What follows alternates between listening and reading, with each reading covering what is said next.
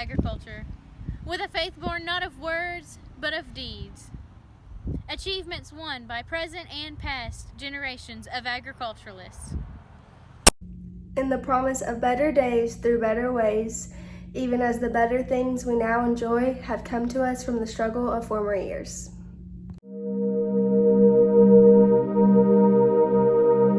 I believe that to live and work on a good farm or to be engaged in other agricultural pursuits is pleasant as well as challenging. For I know the joys and discomforts of agricultural life, and hold an inborn fondness for those associations which, even in hours of discouragement, I cannot deny. I believe in leadership from ourselves and respect from others. I believe in my own ability to work efficiently and think clearly, with such knowledge and skill as I can secure. In the ability of progressive agriculturists to serve our own and the public interest in producing and marketing the product of our toil. I believe in less dependence on begging and more power in bargaining, in life abundant and enough honest wealth to make it so, for others and myself. In less need for charity and more of it when needed, in being happy myself and playing square with those whose happiness depends upon me. I believe that American agriculture can and will hold true to the best traditions of our national life. And that I can exert an influence in my home and community, which will stand solid for my part in that inspiring task.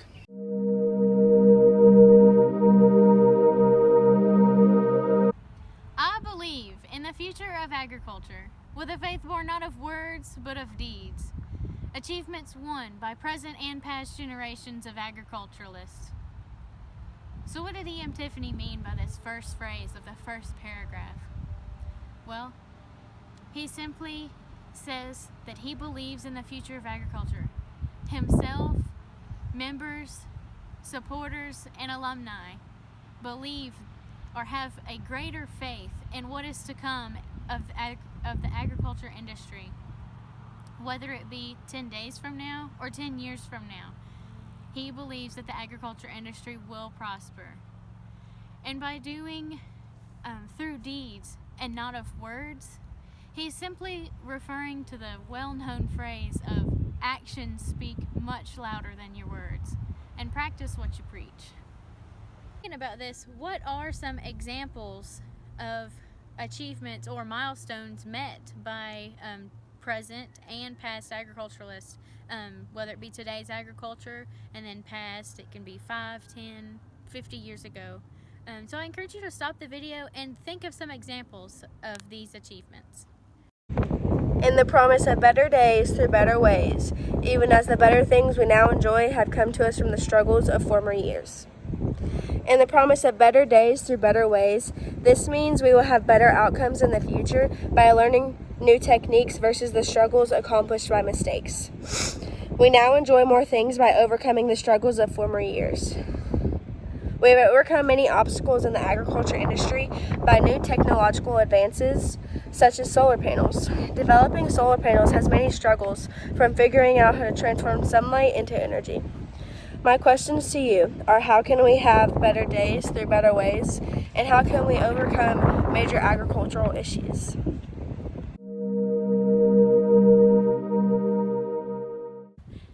I believe that to live and work on a good farm or to be engaged in other agricultural pursuits is pleasant as well as challenging. It means to me that having a good farm is pleasant but challenging to maintain. It means though there is drought, disease, and misfortune, there is always those good moments that are worth the effort. For I know the joys and discomforts of agricultural life, and hold an inborn fondness for those associations which, even in hours of discouragement, I cannot deny. This part simply means, although some days are very pretty like today, where it's bright outside, it's not always like that, and there are many challenges that we face as agriculturists, but we know that the success that we have from teaching others what something that is so passionate to us is much greater than the loss that we face. What are some of the joys and discomforts of agriculture that you face?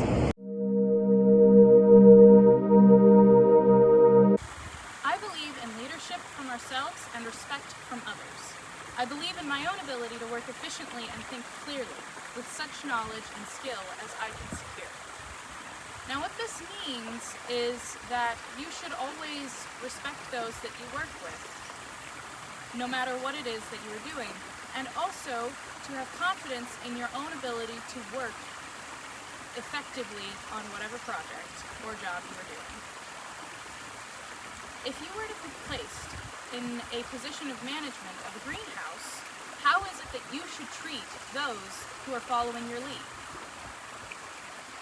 The ability of progressive agriculture is to serve our own and the public interest in producing and marketing the product of our toil. I think that this part means that as an agriculturist, you're helping the rest of the world.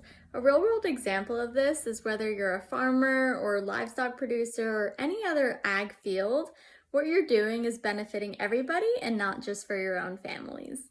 How do you think that agriculturists impact the rest of the world? I believe in less dependence on begging and more power in bargaining, in life abundant and enough honest wealth to make it so, for others as well as myself. You shouldn't be begging for what you want, but rather working hard for what you deserve. There is enough to go around for everybody, and we can help make it so, for others as well as ourselves, through hard work and through helping those in need. What are you doing to help make it so, for others as well as yourself? In less need for charity and more of it when needed, in being happy myself and playing square with those whose happiness depends upon me. I believe what E.M. Tiffany meant by this is that everyone should work hard for themselves and create a better life for themselves, but still offer help to those who need it. What are some examples of charity and helping others in agriculture? I believe that American agriculture can and will hold true to the best traditions of our national life. So what does this mean exactly? This means that American agriculturalists can break down the barrier between rural and urban communities. How do you do this exactly? You do this by stopping the discrimination between race and gender. This means being inclusive to everyone regardless of their differences. So, what are you doing to end discrimination in our communities? What are you doing to be inclusive to everyone? And that I can exert an influence in my home and community, which will stand solid for my part in that inspiring task. Tiffany means that anyone can make a difference in their community. Even just one person can make a huge change. By being diligent and prosperous, we can make a better future for tomorrow. What are some things that you can do to exert a positive influence in your home and community?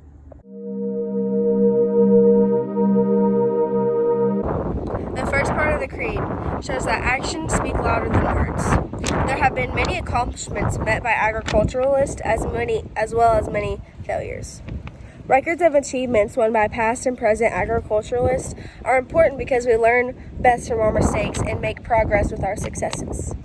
E.M. Tiffany points this out because it shows that the Creed shapes how we prosper for future generations. This paragraph as a whole shows that although, yes, we do face many daily struggles as agriculturists, we do understand that the impact is much larger, and that although there are days where it's going to feel like we don't understand why we keep doing it, it is really, really important for us to spread the word of agriculture and to keep striving to do everything we can to make sure that agriculture continues to have a successful rate. The paragraph is about self-confidence and having confidence in your skill set to work efficiently. It is also about that as agriculturists, we help the rest of the world, not only our own families. The fourth paragraph is all about working hard for yourself and not relying on charity or begging to get you through life, but still offering help to others who truly need it. The beliefs that Tiffany recorded in the fifth paragraph of the Creed mean that all American agriculture, not just rural agriculturalists, can and will hold fast to the best traditions of the American life in true and honorable diversity and equality.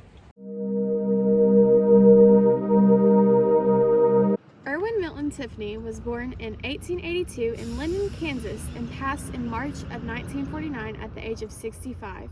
He was the chief teacher in the Department of Agriculture in Wisconsin. Tiffany created the Creed because he thought students and teachers deserved a creed that would share their hopes for the future of agriculture and what their dreams were. The FFA Creed was written by E.M. Tiffany. Irwin Milton Tiffany in 1928 and adopted as the official FFA Creed at the Third National FFA Convention in 1930. Prior to the founding of the FFA, there were two other creeds used by agricultural organizations, the Country Boys Creed and the Country Girls Creed. These were used as inspiration for what is now known today as the FFA Creed. The creed was created to allow members to focus on the benefits of agriculture, the rich history of the industry, and their future roles within agriculture. The creed has also been revised twice since its original adoption at the Third National Convention. The creed was revised at the 38th and the 63rd Convention to make it more inclusive for all. We, as agriculturists, wanted to make sure that everyone knew they had a part in agriculture. Even if you didn't identify as a farmer, you still had a part in agriculture and could do something to make a big impact. The creed has been incorporated in agriculture education throughout the years and is still used today to show inclusiveness to all genders, races, ethnicities, and more. In 1928, when the FFA started, there were actually two creeds. There was the Creed of a Future Farmer, written by E.M. Tiffany, and then there was also the Future Farmer's Creed with an unknown author. In 1930, it was put to a vote, and E.M. Tiffany's version was selected as the final version. The purpose of the FFA Creed Speaking Development event is to build the public speaking skills for 7th, 8th, and 9th grade FFA members. It also helps to build their self-confidence and to help them move along in the FFA degree program. The format of the event is an oral presentation and answering questions directly about the creed. Each participant is asked 3 questions per round with a total time limit of 5 minutes. The members will have 4 minutes to present the creed from the current year's FFA manual. Did you know in 2015 we celebrated the 85th anniversary of the FFA Creed with a video that presents a moving introduction to E.M. Tiffany by his son, Jackson Tiffany, followed by a recitation of the FFA Creed by current and former FFA members from across the country.